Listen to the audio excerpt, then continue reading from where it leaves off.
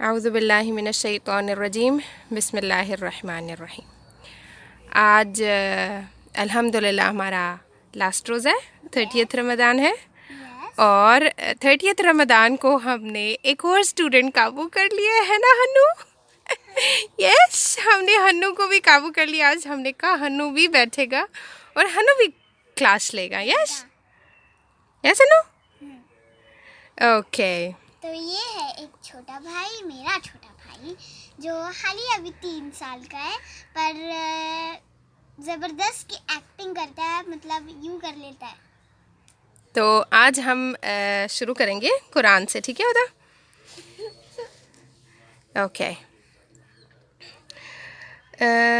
ہم نے پڑھنی ہے آج سورۃ الکافرون، ٹھیک ہے؟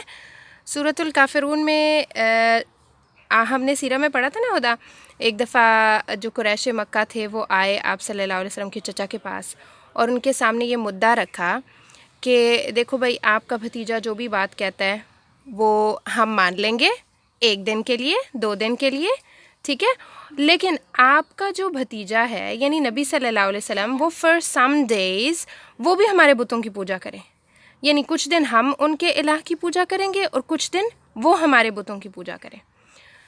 تو یہ جب انہوں نے مدعا رکھا نا، تو ایک سورت اللہ تعالیٰ نے نازل کی، ٹھیک ہے؟ اللہ تعالیٰ نے سورت نازل کی، اور وہ سورت یہ سورۃ الکافرون ہے، ٹھیک ہے؟ کافر سے ہے نا، اس کا نام کافر سے ہے نا، جیسے نان مسلمز ہوتے ہیں۔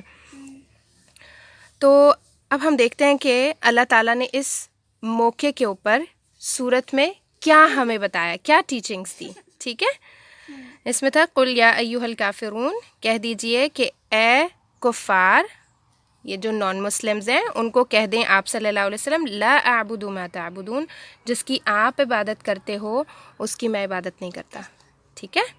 لا اعبد، میں نہیں عبادت کروں گا اس کی جس کی تم عبادت کرتے ہو، یعنی جو بت ہیں ان کی میں عبادت نہیں کرتا، میں صرف ایک الہ کو مانتا ہوں اور اسی کو عبادت بھی کروں گا، اور میں کسی اور چیز کی عبادت نہیں کروں گا، ٹھیک ہے؟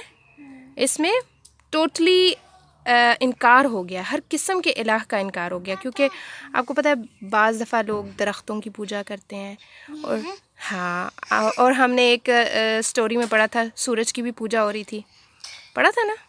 تو اس طرح سے ڈفرینٹ لوگوں نے الہ بنائے ہوتے ہیں، لیکن آپ صلی اللہ علیہ وسلم نے کہہ دیا کہ میں صرف اور صرف اللہ کی عبادت کروں گا، ٹھیک ہے؟ اس کے بعد اللہ تعالیٰ کہتے ہیں کہ وَلَا أَنْتُمْ عَابِدُونَ مَا أَعْبُدُ، اور تم اس کی عبادت نہیں کرو گے جس کی میں عبادت کرتا ہوں، کیونکہ اللہ تعالیٰ کو پتہ تھا نا وہ اپنے بتوں کو نہیں چھوڑیں گے، مرتے دم تک نہیں چھوڑیں گے، اور ان میں سے بہت سارے ایسے لوگ تھے جنہوں نے مرتے دم تک واقعی نہیں چھوڑا، تو اس لیے اللہ تعالیٰ نے کہا ٹھیک ہے۔ اور کل آپ نے بتایا تھا ایک بندہ تھا، اس نے اپنے ہی لوگوں کے لیے کیا تھا، ہاں، جہنم میں گیا تھا، بالکل۔ غزوہ احد میں ایک شخص تھا جو کہ ہاں، وہ جو شخص ہے اس نے جہاد کیا، اس کو بہت سارے زخم بھی آئے، لیکن اس نے اللہ کے لیے جہاد نہیں کیا تھا، تو اس نے اینڈ میں خودکشی کر لی، اور آپ صلی اللہ علیہ وسلم نے بتایا کہ اس کو جنت نہیں ملے گی، ٹھیک ہے؟ جہنم ملے گی۔ اوکے، تو وَلَا أَنْتُمْ عَابِدُونَ مَا أَعْبُدُ، اور تم اس کی عبادت نہیں کرنے والے جس کی میں عبادت کرتا ہوں، یعنی جو اللہ تعالیٰ ہے ان کی تم عبادت نہیں کرو گے۔ وَلَا أَنَا عَابِدٌ مَا عَبَدتُّمْ، اور نہ ہی میں اس کی عبادت کرتا ہوں جس کی تم عبادت کرتے ہو۔ وَلَا أَنْتُمْ عَابِدُونَ مَا أَعْبُدُ، اور نہ ہی تم اس کی عبادت کرو گے جس کی میں عبادت کرتا ہوں۔ لَكُمْ دِينُكُمْ وَلِيَ دِينِ، تمہارے لیے تمہارا دین، میرے لیے میرا دین۔ اب دیکھیں آپ کہ اللہ تعالیٰ نے ان آیتوں میں ڈفرینٹ اسلوب کے ساتھ ایک ہی بات کو ریپیٹ کیا ہے، ٹھیک ہے نا؟ کہ تم عبادت نہیں کرتے اس کی جس کی میں عبادت کرتا ہوں، نہ میں عبادت کروں گا اس کی جس کی تم عبادت کرتے ہو، ڈفرینٹ سٹائل میں اس کو ریپیٹ کیا ہے۔ کیوں؟ کیونکہ اس کی بہت امپورٹنس ہے خدا، ٹھیک ہے؟ ہم آئیڈیالوجی، جو اسلامک آئیڈیالوجی ہے، اس کے اوپر کوئی کمپرومائز نہیں کر سکتے۔ جیسے لوگ کہتے ہیں اللہ کا بیٹا ہے، ہم کمپرومائز نہیں کر سکتے۔ لوگ کہتے ہیں شرک کرتے ہیں اللہ کے ساتھ اور لوگوں کو شریک ٹھہراتے ہیں اور ہستیوں کو مانتے ہیں، اس چیز کے اوپر کمپرومائز نہیں ہو سکتا۔ جیسے ایک لڑکی سورج کو مانتی تھی، ہاں، ملکہ سبا، ایگزیکٹلی، جس میں اندر پیر رکھنے سے پہلے اپنے پانچ اوپر کر لیے ہاں تھے، اس کو لگا تھا کہ پانی ہے. ہاں، حضرت سلیمان علیہ السلام کا جو محل تھا وہ اس طرح سے تھا، تو اس کو لگا کہ یہ پانی ہے. تو اس طرح سے اب ہم دیکھ سکتے ہیں کہ جو انبیاء ہیں ان کے اوپر کمپرومائز نہیں ہوتا. تمام کے تمام نبیوں کو ایمان لانا ضروری ہوتا ہے. آپ اگر ایک بھی نبی کو ڈینائی کر دیتے ہو اگر آپ ایک بھی نبی کو ڈینائی کر دیتے ہو تو آپ مسلمان نہیں ہوتے. ٹھیک ہے، تو پھر آپ دیکھیں کہ آئیڈیالوجی کتنی امپورٹنٹ ہے. سمجھ آ گئی نا ہوتا آپ کو یہ بات کہ ہم انبیاء پہ، فرشتوں پہ، جن چیزوں پہ ہم ایمان لاتے ہیں ان پہ ہم کوئی کمپرومائز نہیں کرتے. ٹھیک ہے، کیونکہ آپ دیکھیں جب کوئی شخص مسلمان ہوتا ہے تو اس کے نظر میں یہ آئیڈیالوجی کا کنسیپٹ کلیئر ہونا بہت ضروری ہے. ٹھیک ہے، اللہ کو ایک ماننا، نبی صلی اللہ علیہ وسلم کو رسول نبی ماننا. ٹھیک ہے، تو آئیڈیالوجی جب اس کی کلیئر ہو جائے گی اور عبادات میں یا کچھ اور چیزوں میں اس کو ابھی کلیئرٹی نہیں ہے تو وہ آہستہ آہستہ نالج لے سکتا ہے. اوکے، اس کے پاس اتنی گنجائش ہوتی ہے، اتنی اسپیس ہوتی ہے. ٹھیک ہے، جیسے آپ دیکھیں کوئی شخص اگر اسلام لے کے آتا ہے اور ابھی اس کو قرآن نہیں پڑھنا آتا تو وہ مسلمان ہو سکتا ہے. ٹھیک ہے، جیسے اس نے ایک بندے نے ایک نماز بھی نہیں پڑھی. ہاں، ایک نماز بھی نہیں پڑھی اور وہ جنت میں چلا گیا تھا. کل ہم نے ایک سٹوری میں غزوہ احد میں یہ بات پڑھی تھی کہ اس نے اسلام لے کر آیا اور اس نے اس کے فوراً بعد جہاد کیا اور اس کو جنت مل گئی. تو اسی طرح آپ کے پاس آئیڈیالوجی اگر کلیئر ہوتی ہے، اگر آپ کا کنسیپٹ اللہ کے بارے میں، نبی صلی اللہ علیہ وسلم کے بارے میں کلیئر ہوتا ہے تو اس کے بعد آپ علم آہستہ آہستہ حاصل کرتے ہو. ٹھیک ہے، یہ نہیں ہوتا کہ آپ پورا علم حاصل کرو گے تو ہی آپ مسلمان ہو سکتے ہو. نہیں، آپ کا عقیدہ کلیئر ہے، آئیڈیالوجی کلیئر ہے تو پھر آپ مسلمان ہو سکتے ہو اس میں. اچھا، اس کے بعد ہم چلتے ہیں اپنی سیرہ کی طرف. یس، خدا کو بہت اچھی لگی ہے سیرہ، ہے نا. خدا روز بڑی ایکسائٹیڈ ہوتی ہے سیرہ کے بارے میں. تو سیرہ میں ہم نے کل غزوہ احد کے بارے میں پڑھا تھا. ٹھیک ہے، غزوہ احد میں مسلمانوں کے کچھ لوگوں نے آپ صلی اللہ علیہ وسلم کی جو بات نہیں مانی تو کس طرح سے مشرکین نے ان کے اوپر حملہ کر دیا دوبارہ سے اور بہت زیادہ نقصان ہوا مسلمانوں کو، بہت سارے لوگ شہید ہو گئے تھے. بہرحال یہ ساری سٹوری ہوئی. پھر مسلمان جو ہے وہ مدینہ واپس آ گئے اور ان کے جو شہداء تھے ان کے اوپر بھی انہوں نے بہت زیادہ صبر کا اظہار کیا تمام مسلمانوں نے. پھر اب مسلمان مدینہ میں جب آ گئے نا تو ان کو ظاہر ہے ڈر خطرہ تھا، کیونکہ مشرکین نے ان کے اوپر بہت زبردست قسم کا حملہ کیا تھا. پتہ ہے نا آپ کو، آگے سے بھی پیچھے سے بھی، اور تمام لوگ آپ صلی اللہ علیہ وسلم کے پاس ارد گرد جمع ہو گئے تھے اور آپ صلی اللہ علیہ وسلم کی حفاظت کر رہے تھے. تو اس طرح سے جو سچویشن گزری غزوہ احد میں، اس کے بعد مسلمان خود بہت ڈرے ہوئے تھے کہ ہو سکتا ہے کہ وہ دوبارہ حملہ کر لیں. ٹھیک ہے، ان کا دوبارہ سے ایک حملہ ہونے کا خدشہ نبی صلی اللہ علیہ وسلم کو بھی تھا اور مدینہ کے تمام لوگوں کو تھا. اس لیے مدینہ کے لوگ جو ہیں وہ راتوں کے ٹائم گشت کرتے تھے. جیسے ہوتا ہے نا فوجی ہوتے ہیں وہ راستوں سے گزرنا، دیکھنا کوئی خطرہ تو نہیں ہے، دشمن تو نہیں آ رہا، مطلب چوکنے ہو کے راتوں کو گزارتے تھے. آپ صلی اللہ علیہ وسلم کو پہرا دیتے تھے کہ آپ صلی اللہ علیہ وسلم اگر سو رہے ہیں تو ان کو پہرا دیا جائے تاکہ ان کی جان کو کوئی کسی قسم کا نقصان نہ پہنچ سکے. اوکے، تو پھر اس ساری سچویشن میں نبی صلی اللہ علیہ وسلم نے کچھ دنوں کے بعد یعنی 1-2 days کے بعد یہ ڈیسائیڈ کیا کہ ہمیں بھی دوبارہ جانا چاہیے قریش کے پیچھے اور قریش کو دوبارہ حملہ کرنا چاہیے، کیونکہ ہو سکتا ہے کہ وہ ہمارے اوپر حملہ کر دیں.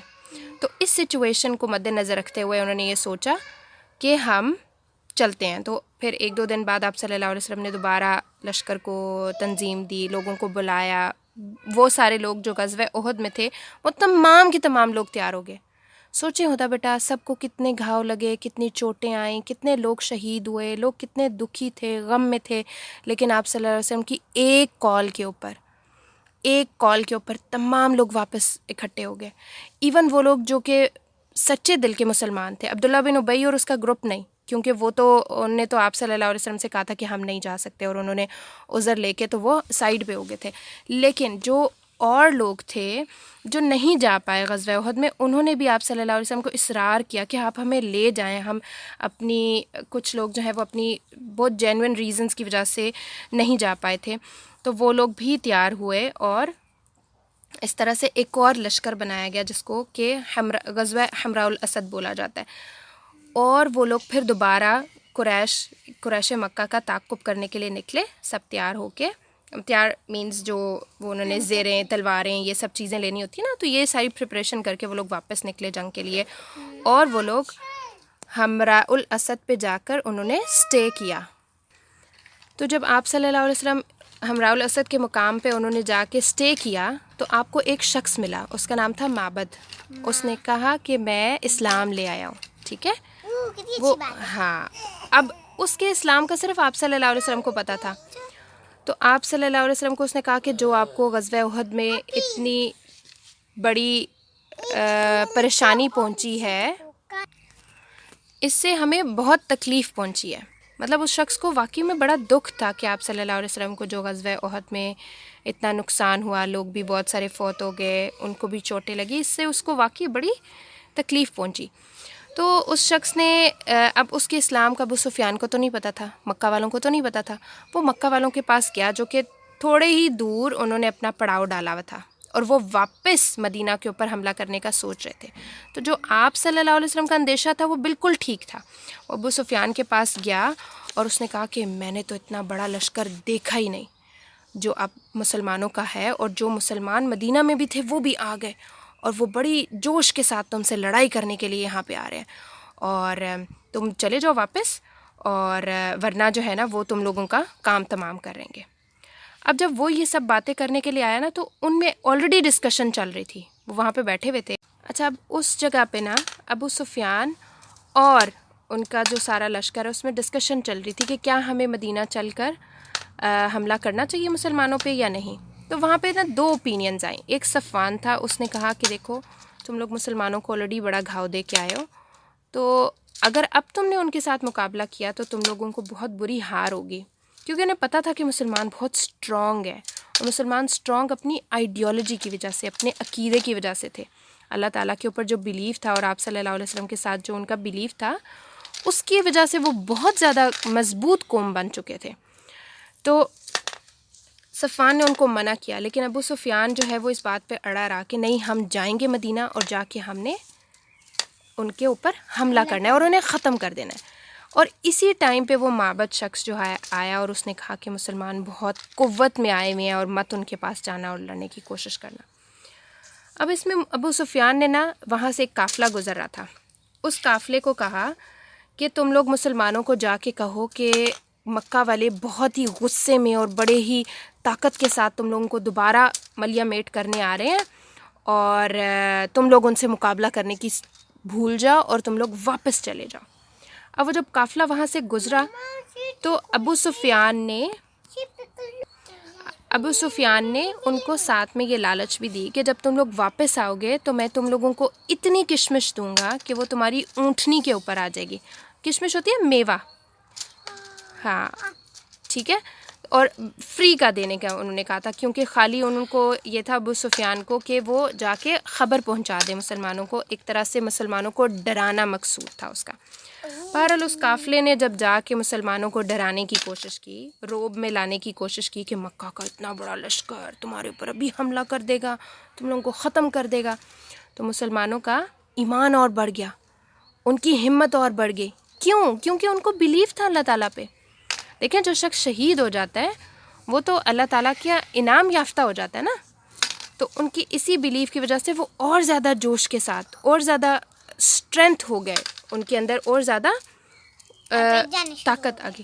ہاں نہیں، گئے نہیں تھے وہ وہیں پہ انہوں نے پڑاؤ ڈالے رکھا، وہ ویٹ کرتے رہے، اور پھر کچھ دنوں کے بعد وہ لوگ واپس مدینہ آ گئے. کوئی جنگ وغیرہ نہیں ہوئی تھی، ٹھیک ہے. ویری گڈ، ورنہ کوئی نہ کوئی مسلمان تم شہید ہو جاتا. لیکن اب بہرحال جنگ نہیں ہوئی تھی وہ، کیونکہ مکہ والے بھی ڈرے ہوئے تھے، وہ آگے نہیں آ رہے تھے، اور مسلمان جو ہیں وہ تو اپنی پوری طاقت میں تھے، اور انہوں نے کہا تھا کہ وہ جہاد کریں گے اگر کوئی ان کے سامنے آ گیا. اب اس ٹائم پہ آپ صلی اللہ علیہ وسلم نے 2 لوگوں کا قتل کیا.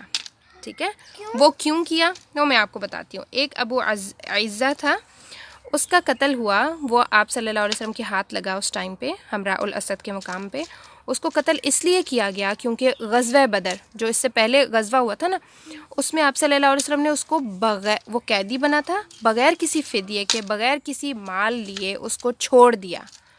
اس نے تعلیم بھی نہیں دی تھی، اس کو چھوڑ دیا صرف اور صرف اس کے گھر والوں کی وجہ سے، کہ اس کے گھر میں بیٹیاں وغیرہ تھیں. تو آپ صلی اللہ علیہ وسلم نے کہا کہ کون کمائے گا، اور اس طرح، اور ان کا سوچ کے آپ صلی اللہ علیہ وسلم نے اس کو چھوڑ دیا. لیکن اور آپ صلی اللہ علیہ وسلم نے اس سے پرومس لیا تھا کہ تم نے ہمارے خلاف کسی بھی چیز میں پارٹیسپیٹ نہیں کرنا، جنگ میں یا کوئی بھی اگر وہ پلاننگ کر رہے ہوں گے، پروپیگنڈے میں شامل نہیں ہونا.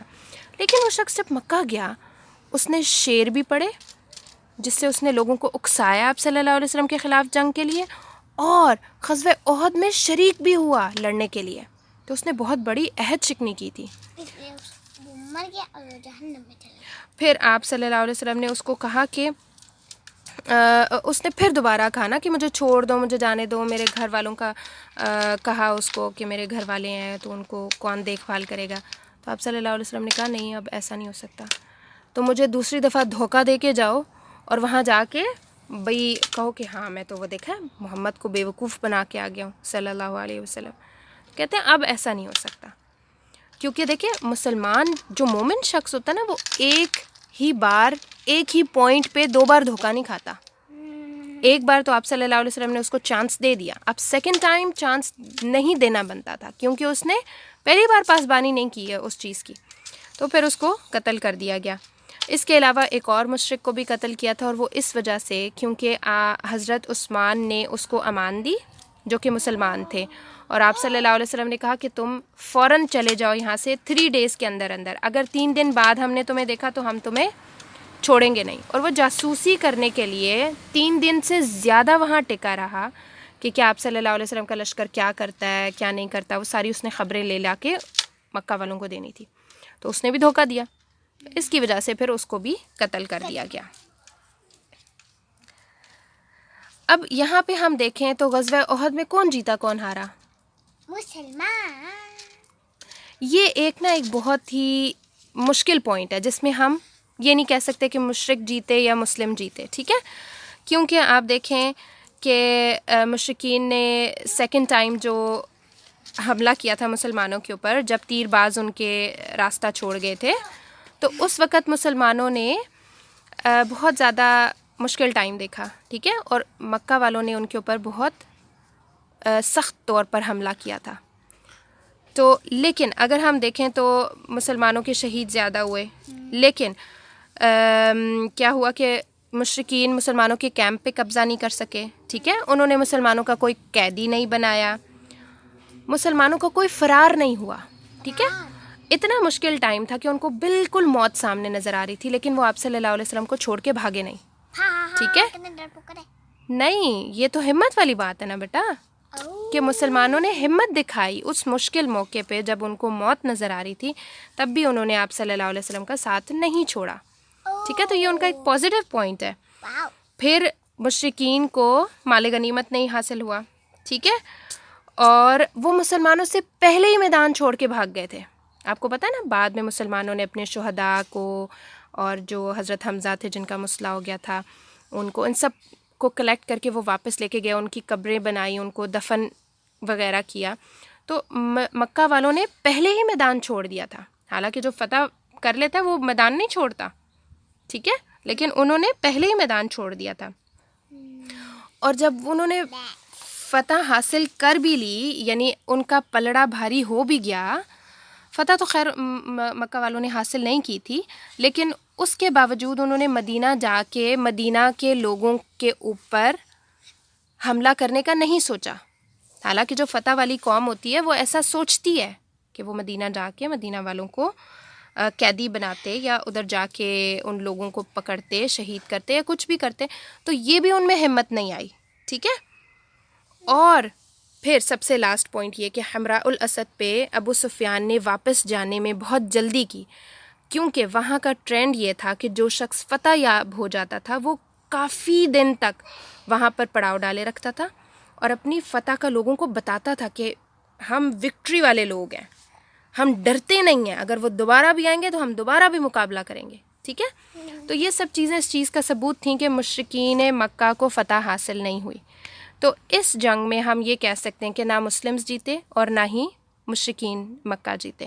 یہ ایک کوئی فیصلہ کن جنگ نہیں تھی جس میں جیت ہار کا فیصلہ، کچھ چیزوں میں مسلمانوں نے پلڑا بھاری رکھا، کچھ چیزوں میں مشرکین نے پلڑا بھاری رکھا. ٹھیک ہے. تو اس طریقے سے یہ غیر فیصلہ کن جنگ ہو گئی تھی ایک.